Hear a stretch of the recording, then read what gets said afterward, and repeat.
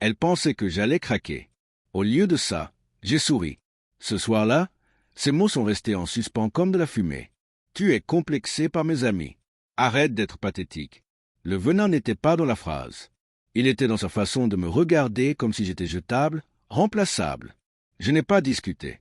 Je me suis juste reculé. J'ai souri et j'ai dit « Cool. Alors laisse-les payer ton loyer. » Elle a ri, pensant que c'était du bluff. Ce n'en était pas un. Quand je l'ai rencontrée, elle était magnétique. Le genre de fille qui fait tourner les têtes sans effort. J'ai pris son chaos pour du charme. Elle a pris ma loyauté pour de la faiblesse. Nous avons construit une vie ensemble. Ou plutôt, j'ai construit et elle en a décoré la surface. Mon nom sur le bail, mon argent pour payer les factures. Elle a rempli l'espace de son rire, de son parfum, de son cercle d'amis sans fin. Au début, je l'ai ignoré. Un verre après le travail avec un type qu'elle jurait être comme un frère. Un texto tard le soir, prétendant qu'il concernait les devoirs. Mon instinct murmurait, mais mon cœur le fit taire. L'amour tue jusqu'à ce que la trahison te fasse entendre. Le changement fut lent. Elle protégeait son téléphone comme s'il contenait des secrets d'État. Elle s'habillait comme si elle ne faisait qu'étudier. Un soir, j'ai aperçu son écran. Son nom clignotait avec un cœur à côté. Elle me l'a arraché avant que je puisse en lire davantage, mais je n'en avais pas besoin. La vérité se cache mal. J'ai fait l'idiot, fin de ne pas avoir remarqué. Elle s'est enhardie, prenant mon silence pour de la cécité. Mais je n'étais pas aveugle. J'étais patient. Le soir où elle m'a traité d'incertain, j'ai enterré toute illusion d'amour. Je n'ai pas crié, je ne l'ai pas supplié, je ne l'ai pas confronté avec des captures d'écran comme un imbécile désespéré. J'ai décidé de laisser son arrogance la ruiner.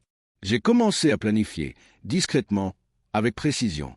Première étape, j'ai trouvé un endroit hors de l'état, une page blanche, assez loin pour qu'elle ne puisse pas me heurter accidentellement, assez près pour que je puisse agir vite. Deuxième étape, j'ai signé le bail en silence. Sans avertissement, sans allusion, juste une signature qui a tout changé. Troisième étape, je l'ai observée, non par jalousie, mais par calcul. Elle pensait jongler entre nous. Elle n'avait jamais réalisé que j'avais déjà lâché prise et que j'étais parti. J'ai attendu la date limite du loyer.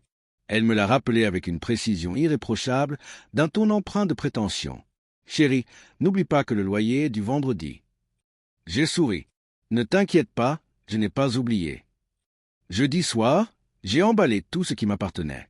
L'essentiel, les objets de valeur, les parties de moi-même qu'elle n'appréciait jamais. J'ai laissé les meubles qu'elle adorait, le canapé, la coiffeuse, le miroir où elle s'entraînait à ses faux sourires. J'ai même laissé le lit, celui où elle pensait que je n'avais jamais remarqué l'odeur de l'eau de Cologne de quelqu'un d'autre. À l'aube, le camion de déménagement était parti. À midi, j'étais à 3 états de chez moi. Le soir, j'avais les clés de mon nouveau logement. J'ai allumé mon téléphone une fois. 50 appels manqués.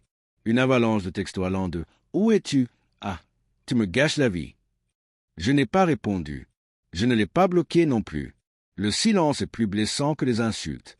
Quand elle a enfin compris, elle a essayé de me coincer avec un sentiment de culpabilité. « Tu me quittes vraiment comme ça après tout ce que je t'ai donné ?» Sa voix s'est brisée, non pas par amour, mais simplement parce qu'elle avait perdu son filet de sécurité.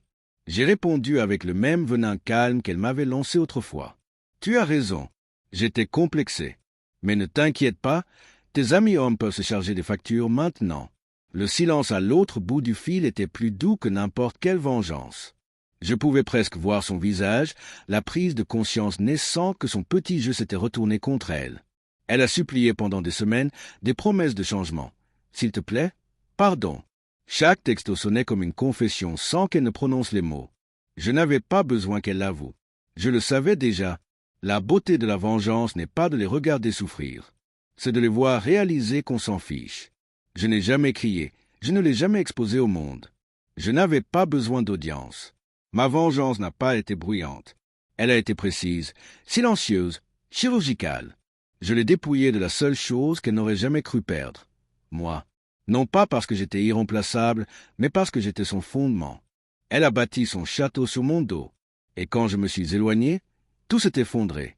Maintenant, je suis assis dans mon nouvel appartement. Plus de parfums, plus de mensonges qui résonnent dans les murs, juste le silence et la paix. Parfois, je repense au sourire narquois que je lui ai adressé ce soir-là.